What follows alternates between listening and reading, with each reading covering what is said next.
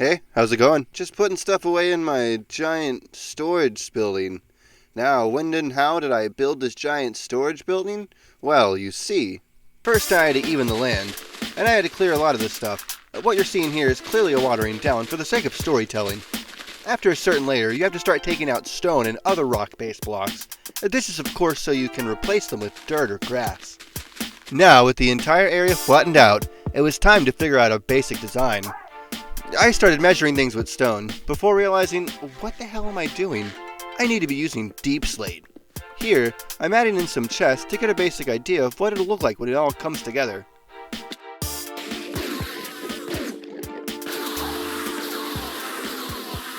There's this whole subplot where I go to the nether and start hunting for skulls to lighten the build load, but eventually I get right back to it.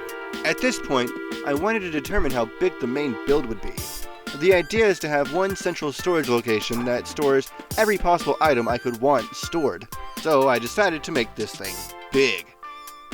I still have no idea how many chests are in here, or how many overall items it can hold, but it's looking pretty big so far. Also, trust me when I say, I had to stop a handful of times to go get deep slate, so just know I'm going to show you the one time now, but there were others. At this point in time, I've got the floor filled out, and now I just want all the chests in, and you know they're all oriented facing the same way. Once again, I got distracted, and this time it was to decorate the top of my auto sugarcane farm. But don't worry, I'm back on chest action just like that. Here, I'm trying to figure out how I want the ceiling to arch over.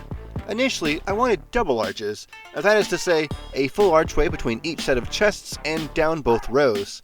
At any rate, I ended up doing one long overarching arch between the whole building.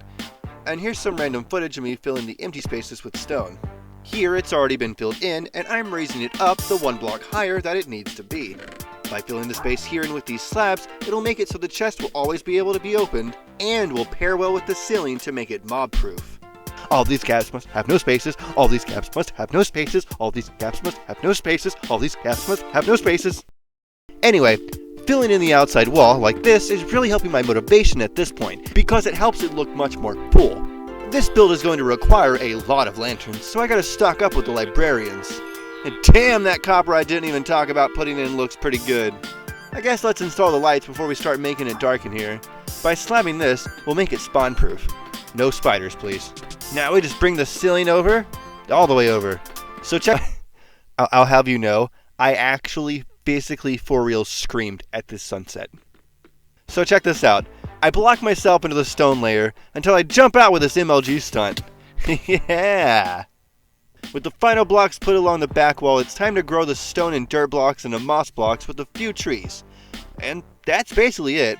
I'm really loving the Reclaimed by Nature look 1.17 is allowing. It's just like that one kingdom in the Mario Odyssey game. It's an aesthetic I never knew I loved. And there you go. Now I'm just kind of filling it with every item I can possibly find. Cool, go away.